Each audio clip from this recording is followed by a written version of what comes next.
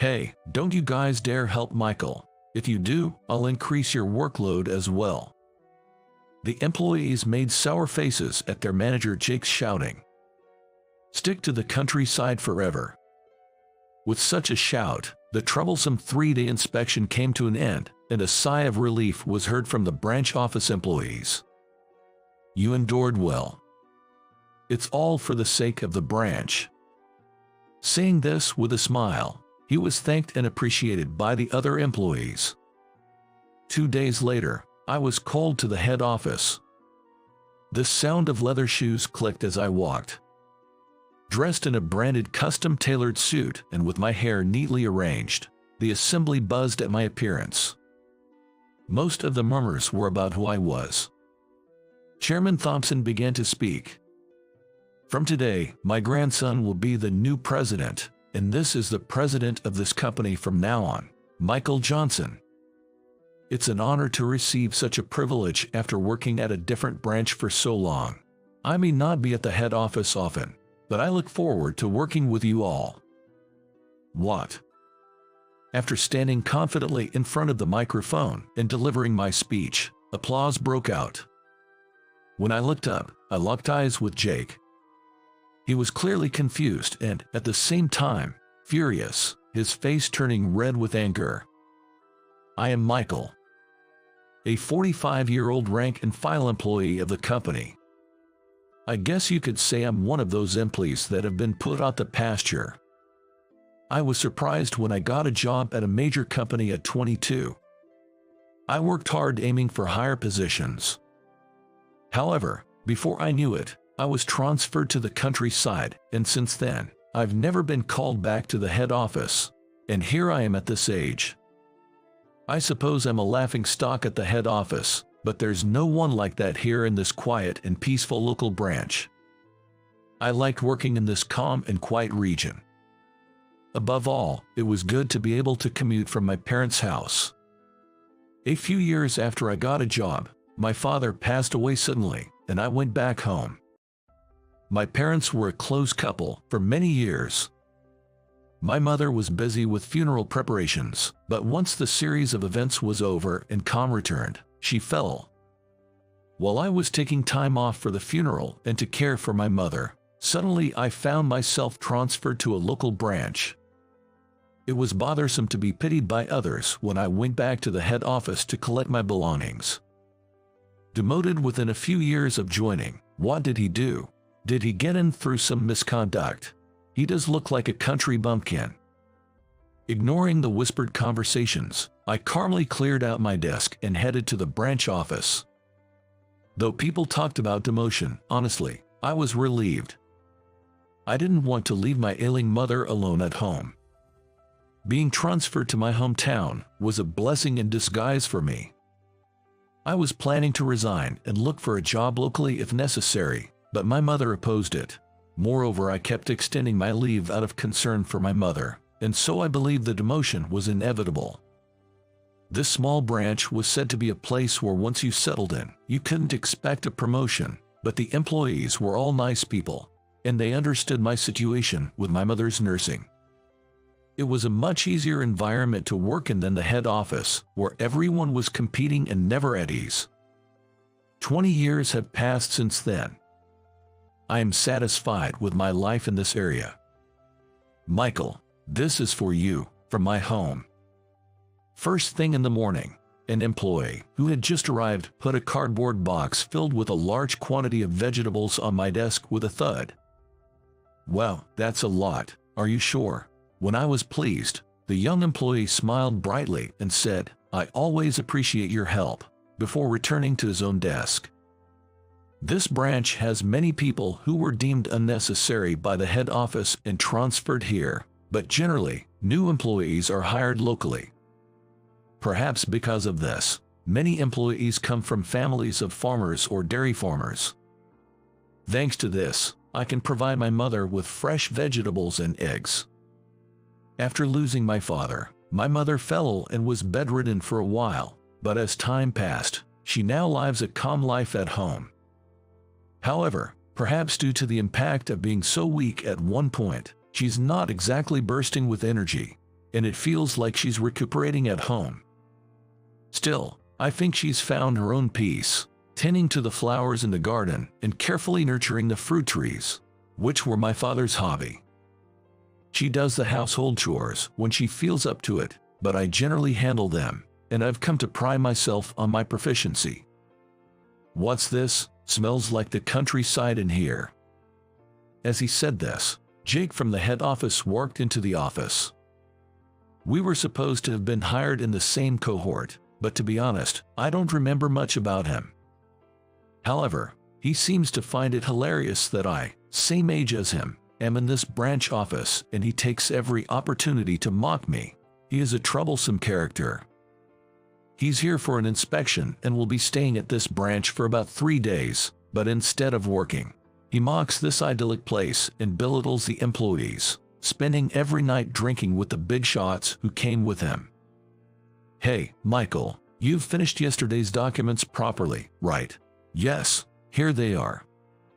I believe it was originally Jake's task, but I was the one who ended up having to compile the documents for the meeting. Thanks to that, I had to start work early today.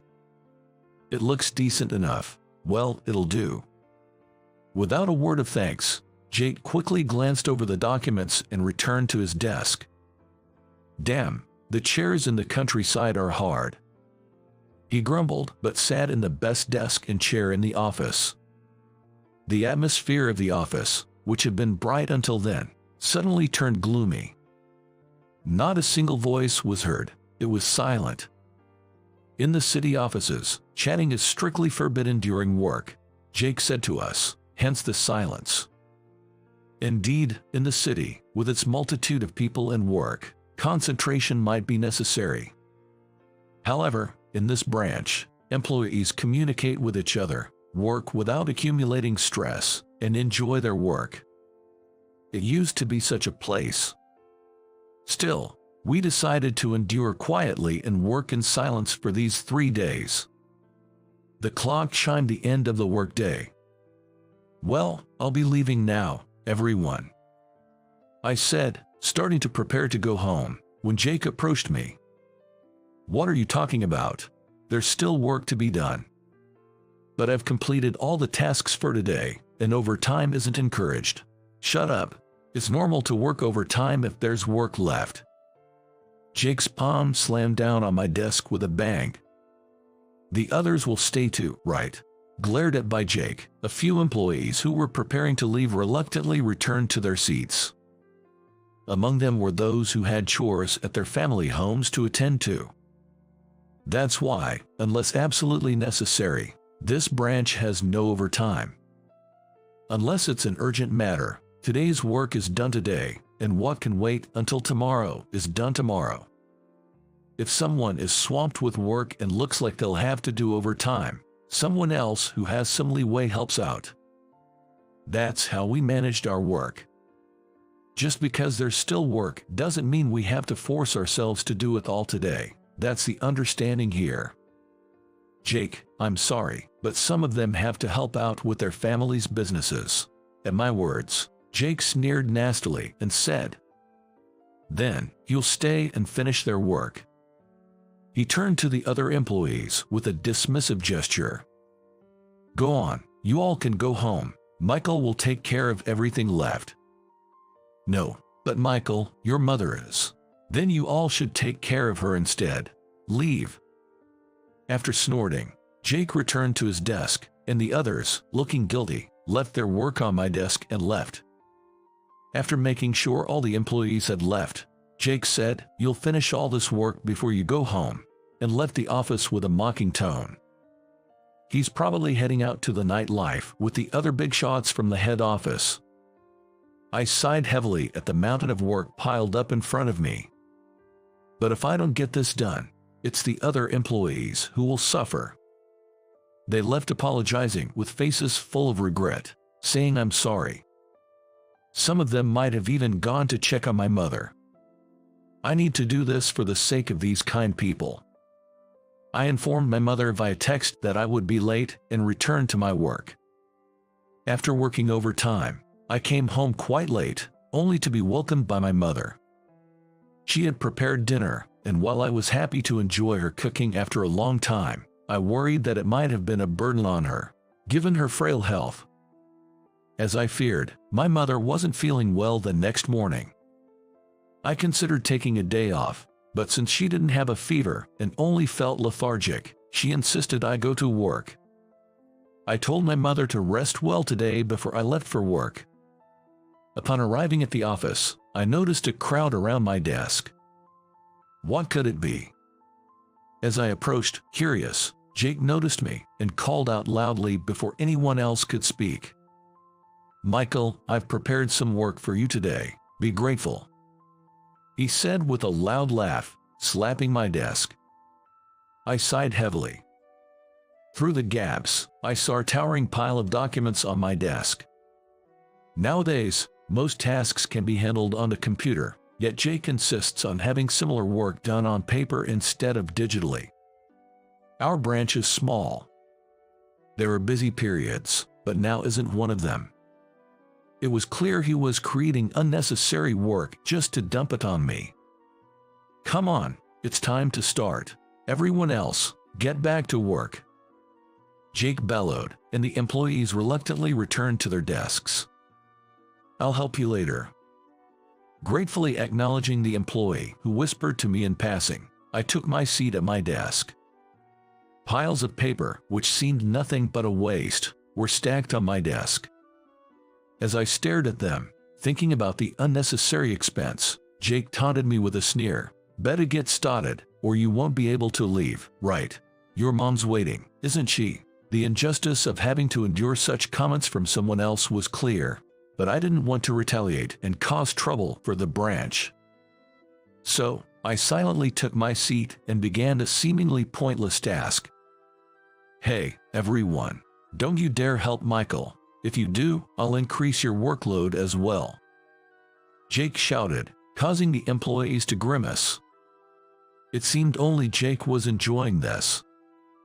As he strutted back to his manager's seat with his usual arrogance, I heard him sneer, "Stick to the countryside forever."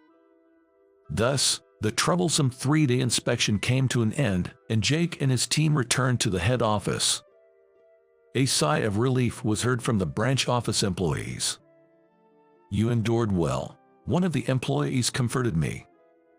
"It's all for the sake of the branch," I replied with a smile, earning thanks from the others.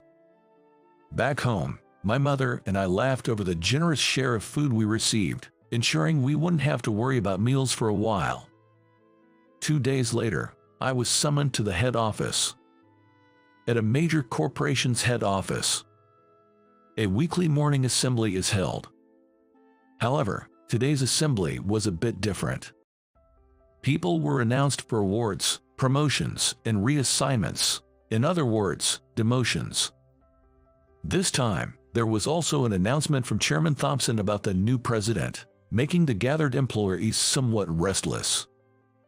Amid the murmuring crowd, the sound of a cane tapping silenced the room. Chairman Thompson, now 80 years old, ascended to the stage. He remains a charismatic figure supporting this large corporation. After completing the morning assembly's greetings without issue, he announced in a dignified voice, "Now, I will introduce the new president," bringing the room to a hushed anticipation. The click of leather shoes echoed. Dressed in a brand custom-made suit and with my hair neatly arranged, my appearance stirred the assembly. Most of the murmurs were questioning who that guy was. At the same time, there were also voices asking why him. Jake was among them. Those who knew of my brief time at the head office were likely the ones making noise, though they were few. That made sense. I hadn't been to the head office in a long time. Standing next to Chairman Thompson, his deep, clear voice resonated from the microphone.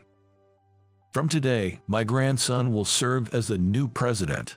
This is Michael, who is the president of this company from now on. I have worked for a long time at another branch, and I am deeply honored to receive such a distinction. Although I haven't been much at the head office, I look forward to working with all of you." What? After I finished my speech and greeted everyone, applause erupted. When I looked up, I locked eyes with Jake. He was clearly confused, yet his face was red with rage. I coolly brushed it off, acting as if he was invisible to me. This seemed to infuriate him even more. A shout broke the silence of the room. What is this about? Why is this man becoming president? Many others seemed to share the same question. All eyes turned to the stage. However, Chairman Thompson, unfazed, responded. It's rude to interrupt the morning assembly, but as many seem to share the same question, I will provide a brief answer. Michael is my grandson. The room buzzed with whispers at his words.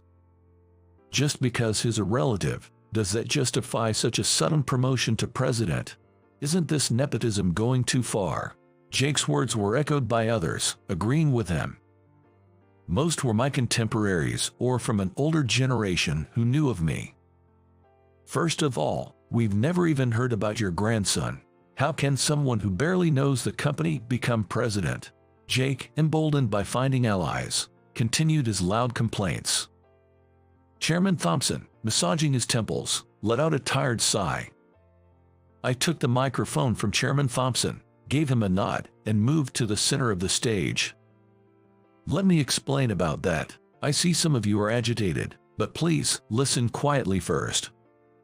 As my calm voice spread through the microphone, the commotion slowly settled, leaving only Jake glaring up at me spitefully.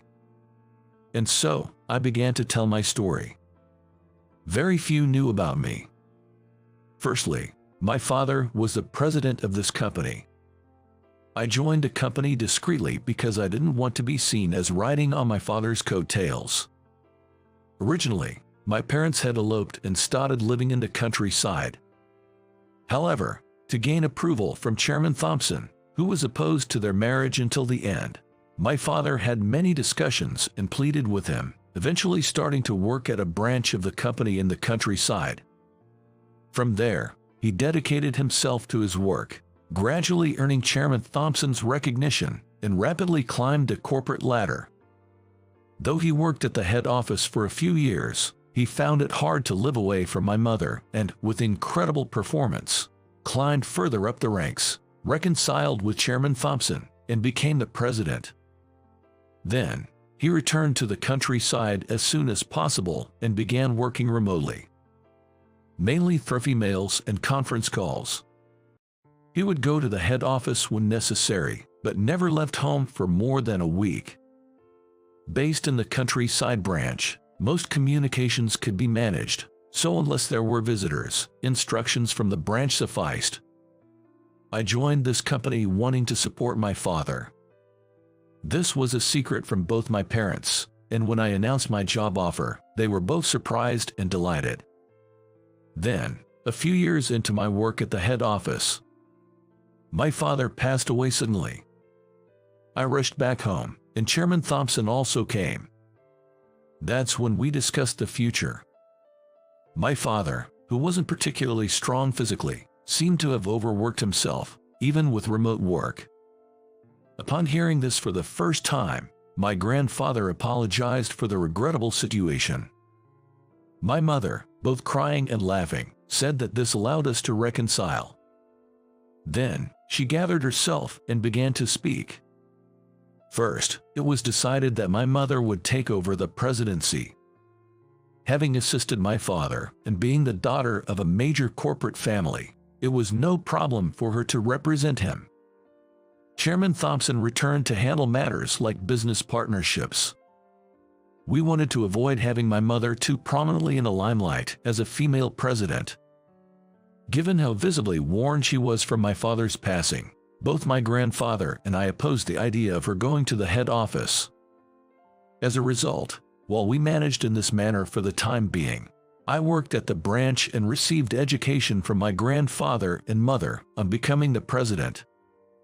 At the branch I was sent to under the guise of a demotion, I continued my education to become the next president, learning the ins and outs of the company, understanding various workflows, and subtly making my presence known among partners and clients. all under the guidance of those close to my father and grandfather. Then, there was the inspection last week. That served as my final test. It was to confirm whether I could handle the challenges and tasks given to me, which is why Jake, among other dignitaries, was present. Following the inspection, I received full endorsement to take on the role of president. And so, here I am standing before you. After finishing my explanation, I surveyed the hushed room. Lies, that's a lie. A loud voice suddenly erupted, startling everyone around. I had anticipated this reaction and quietly turned my gaze towards Jake. On what basis do you claim it's a lie? Well, but the grandson of Chairman Thompson. Your names don't even match. I sighed at his response. As I mentioned, my parents married almost like loppers. Johnson is my father's surname.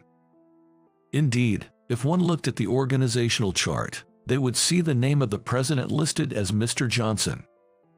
It's understandable that a department head from one of the many subsidiaries, despite working at the head office, might not recall or have encountered the name of the company's president. You were just slacking off and got demoted. I mentioned that the reason I moved to the branch was due to my father's sudden passing, not a demotion, didn't I? It seemed my indirect way of saying he hadn't understood fell on deaf ears. Jake, his face turning red, stomped his feet in frustration. Additionally, during my tenure at the head office, I did fulfill my duties. Before taking any long breaks, I ensured all possible tasks were completed. I can vouch for that, as I was his supervisor at the time. One of the executives standing on the stage, Alex, gave his testimony. And as for my capacity to handle information, that was thoroughly verified at the branch, wasn't it? The work that seemed to be dumped on me as a form of harassment was something I managed to accomplish on my own, which he witnessed firsthand. Lies, I won't accept this. Jake spat out his final words like a curse, to which I responded with a smile. You're free to think what you like, but regardless, I am the president now, Jake. Jake's face twisted in humiliation before he collapsed to his knees, repeatedly pounding his fists on the floor. Security then arrived, grasping his arms and escorting him out of the hall, as silence returned to the room. My apologies for the disturbance. Let's continue with the morning assembly. Despite some lingering confusion, the assembly proceeded smoothly, eventually concluding to a round of applause. Days later, the company had settled down. Initially, I intended to work remotely due to concerns for my mother, but with the recent developments, she decided to return to her hometown, allowing me to live with my grandparents and commute to the head office. The company, which had been somewhat passive, became more active with my leadership, continuing to grow. Jake was transferred to the branch where I had previously worked. It seems there's widespread speculation among colleagues that causing such a commotion justifies his demotion. Good morning, Mr. Johnson. Here's your schedule for today. Thank you. I appreciate your consistently thorough work. Not at all. Overtime has decreased, and our company is renowned as an outstanding white-collar enterprise. I couldn't help but smile at Sarah, my secretary, who took such pride in our achievements as if they were her own. That's good to hear. I didn't want to overburden Chairman Thompson or my mother, who can now finally take her time to mourn my father and rest. I've taken over the tasks requested by my grandfather and mother, and everything is going smoothly. However, are you really okay with how Jake's situation was handled? Just letting it go like that? Many, including executives aware of his actions at the branch, thought the treatment of Jake was too lenient. But I have my own thoughts on this. Knowing I'm the president and still challenging me that way shows he has spirit. I'd like him to learn and grow from his experience at the branch and then return. Hearing this, Sarah sighed and muttered that I was too kind. Years have passed since then. On my rare visit to the branch, I was welcomed by many people.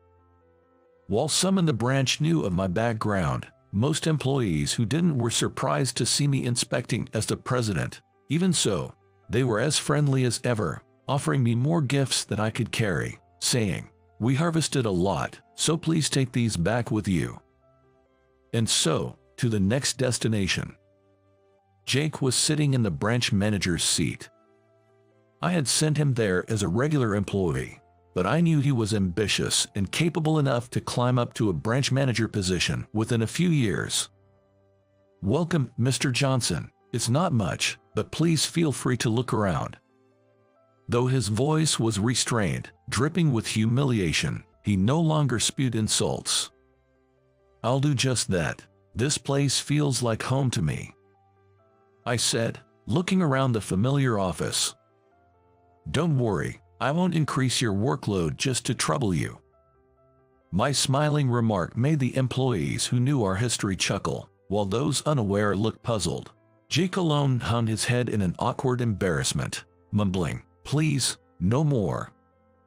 "Funny, someday I'd like to work alongside you. I'm looking forward to it."